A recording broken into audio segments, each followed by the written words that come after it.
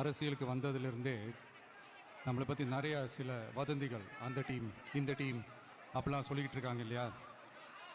ஆனால் இவர் எந்த டீமும் கிடையாது, மக்களுடைய டீம்,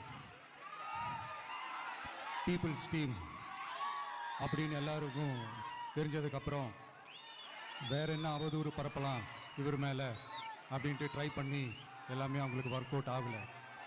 ஸோ கடைசியில் என்ன தான் இந்த விஜயை பண்ணலாம் அப்படின்னு நினைக்கும் போது தான் இந்த கூட்டணி அந்த கூட்டணிலாம் சேர போகிறாரு அப்படின்ட்டு ஒரு பொய்யான ஒரு பிரச்சாரத்தை பண்ணிக்கிட்டு இருந்தாங்க.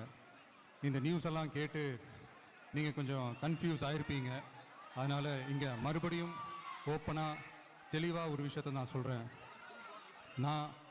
நாங்கள் எப்பவுமே மதச்சார்பற்ற கொள்கைன்றதில், அந்த ஸ்டாண்ட்லேயோ, மதச்சார்பற்ற சமூக நீதி என்ற அந்த நிலைப்பாட்டிலையோ எப்பவுமே சமரசம் வச்சுக்கவே மாட்டோம்.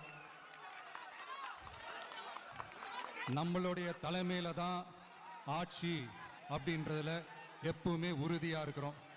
நம்மளுடைய முதல் மாநாட்டில் கூட நான் சொன்ன மாதிரி அரசியலில் யாருக்காகவும் எதுக்காகவும் எந்த விதமான ஒரு சமரசமும் நம்ம வச்சுக்க போகிறதே இல்லை, அந்த பேச்சுவார்த்தையே கிடையாது. சரிங்களா? அதனால் யார் என்ன அவதூறு பரப்புனாலும் தயவு செஞ்சு அதை நம்பாதீங்க. எல்லாம் வல்ல இறைவனின் அருளால் நாம் நினைச்ச டார்கெட்டை நம்மளால நிச்சயமா அடைய முடியும். இன்னைக்கு என்னுடைய இஸ்லாமிய சகோதர சகோதரிகளுக்கு என்னுடைய ரமலான் நல்வாழ்த்துக்கள். கான்ஃபிடென்ட்டா இருங்க, நல்லதே நடக்கும், வெற்றி நிச்சயம்.